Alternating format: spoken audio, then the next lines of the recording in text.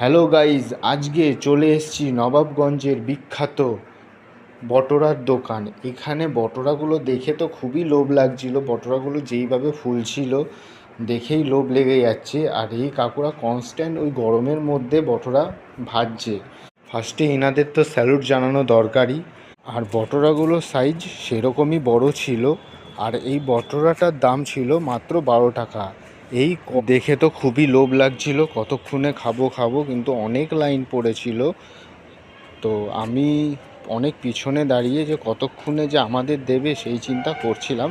আর friends দেখো, চেলিগুলো কত বড় বড় চেলি, মানে একটা খেলে পেট ভরে যাবে। আর যখন ফুলছে বটরাগুলো দেখতে এত ভালো লাগছে আর এত বড় লাগছে। ফ্রেন্ডস আপনারা ভিডিওতেই দেখতে পারেন যে কত বড় বড় এই বটরাগুলো। আর ফ্রেন্ডস আমাদের চোখের খিদা, তো বটরাগুলো দেখে মনে হচ্ছে 3-4টে তো খেয়েই নেবো, চোখের খিদায় মনে হচ্ছিলো। কিন্তু লাইন প্রচুর পড়েছিল ওইদিকে। মহাজন আমার লাইনটা দিয়ে দিয়েছে, আমি ওখানে ভিডিও করতে পুরো ব্যস্ত। তো ফাইনালি আমাদেরকে ঘুগনি রেডি করছে, বটরা দেওয়ার পালা। তো ওর মধ্যে চাট মশলা ঘুগনির মধ্যে দিয়ে দিল, আর আমাদের দেওয়ার আগে আরেকজনকে দিয়ে দিল। তারপরে আমাদেরটা বাড়া শুরু করলো।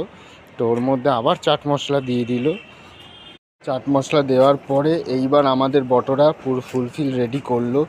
তো বটরা এবার খাওয়ার পালা। তো এবার খেয়ে দেখি কেমন হয়েছে বটরাটা।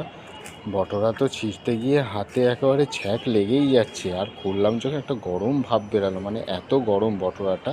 তো এইবার ঘুগনির সাথে মিশিয়ে এবার মুখে দিয়ে দেখি কেমন হয়েছে। তো খুবই দারুণ হয়েছে। তো আমার খেতে খেতে ভেবেছিলাম যে আরও 3-4টে বটরা খেয়ে নেব, চোখের খিদা। মহাজন বলল আগে দুটো খেয়ে দেখ, তারপরে আরও 3-4টে নিবি, কেন দুটো খেলেই পেট ভরে যাবে। আর ছিল সাইজটা অনেক বড়।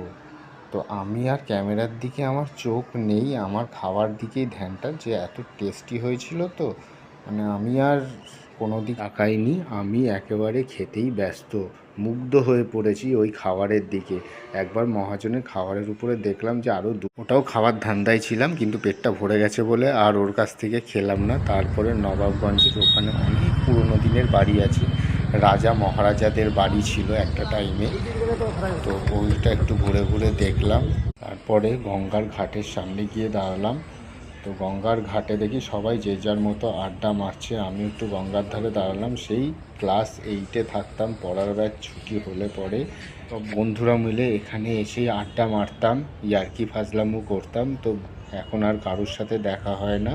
তো আজকে একটুখানি ঘুরতে ঘুরতে যখন বটরা খেতেই এসছি, তো এই সুযোগে একটুখানি গঙ্গার ঘাটও ঘুরে গেলাম। তো গঙ্গার সামনে দাঁড়ালাম একটুখানি। তো ফ্রেন্ডস, এতটাই আমার ভিডিও ছিল। তো আজকের মতো এইটুখানি, পরের ভিডিওতে আবার দেখা হবে। তো আমার বাথরুম চেপে গেছিলো, তো আমি বাথরুম করতে চলে গেলাম। টাটা।